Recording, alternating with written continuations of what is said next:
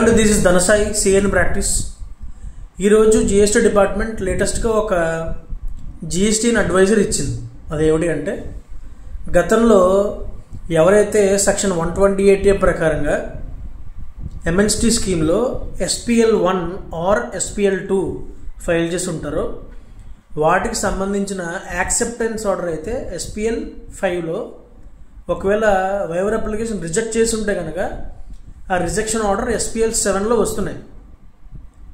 ఇప్పుడు ఏవైతే మన వైవర్ అప్లికేషన్ రిజెక్ట్ అయ్యాయో వాటి మీద, అంటే రిజెక్షన్ ఆఫ్ వైవర్ అప్లికేషన్ మీద మనం అప్పీల్ ఫైల్ చేసుకోవాలి అంటే కనుక ఆ ఆప్షన్ అనేది ఇప్పుడు జిఎస్టీ పోర్టల్లో ఎనేబుల్ అయింది. దానికి మీరు అప్పీల్ ఫైల్ చేసుకోవచ్చు. బట్ అప్పీల్ ఫైల్ చేసుకునే ముందు మీరు దృష్టి పెట్టుకోవాల్సిన పాయింట్ ఏంటంటే, ఫస్ట్ పాయింట్, ఈ వైవర్ రిజెక్షన్ ఆఫ్ ఏదైతే మన వైవర్ అప్లికేషన్ ఉందో ఆ రిజెక్షన్ ఆర్డర్ మీద మీరు ఒక్కసారి అప్పీల్ ఫైల్ చేసి ఉంటే కనుక మీరు దాన్ని విత్డ్రా చేసుకోలేరు. సో అది first point. Second point, already గతంలో మేము ఒరిజినల్ డిమాండ్ పైన అప్పీల్ ఫైల్ చేసాం, ఓన్లీ వైవర్ అప్లికేషన్ కోసమే ఆ ఒరిజినల్ అప్పీల్ విత్డ్రా చేసాం అనుకుంటే కనుక ఇప్పుడు ఎలాగో మన వైవర్ అప్లికేషన్ రిజెక్ట్ అయింది కాబట్టి ఏదైతే మన ఒరిజినల్ అప్పీల్ విత్డ్రా చేసుకున్నామో దాన్ని మళ్ళీ మనం రీస్టోర్ చేసిన అవకాశం కూడా పోర్టల్ కల్పించింది.